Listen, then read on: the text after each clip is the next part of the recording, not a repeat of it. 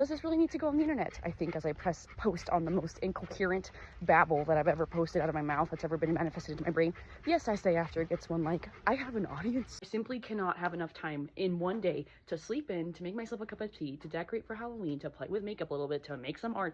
There's 24 hours. I cannot, you guys, 12 hours I'm awake. The rest of those 12 hours, maybe I'm supposed to be asleep. I'm not a college kid. I'm not young anymore. What's the point of being alive if you don't feel alive? And I'm not talking about being anything serious. I'm talking about a vampire. Why the fuck would you want to be a vampire? You're cold. You're lifeless.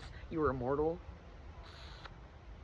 Dare I say I kind of see the fungal acne cannot be real, because why am I putting foot cream on my face, baby? My face is not one of those things that can just grow legs and run away. Like, please be so fucking for real. When is doing too much? Because let me tell you, I have waterproof mascara that smudges under my eyes after a few hours, and I have built a routine for my eyelashes to stay fucking on fleek, because I don't have money to be spending on mascara after mascara after mascara, okay? So I literally put on mascara, I put on an eyeshadow primer, I put on eyeshadow so that when it clears, that when the primer dries, it's not like all gross and cakey and people are like, oh my gosh, what color are your eyelashes? They're supposed to be black, not 10. So I put on eyeshadow to like put a color, and I've been kind of having fun with it, like putting colors, red, blue, whatever the fuck. And then I put clear mascara on top of it to seal in the eyeshadow. When is too much? Listen, they look great, and I think they're kind of working. Sometimes I get a little like smears on the corner of my eyes, but it works for the most part. It works as long as I don't look too hard enough.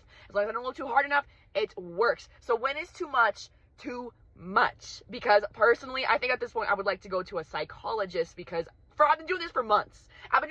And you know what? I can't tell if I'm getting my money's worth at this point or not. Building IKEA furniture, sure, it's a little stressful, especially with the instructions that they give out with the furniture, but building a life has no instructions. So I'm not sure how half of us are out there right now walking around with unhinged and missing parts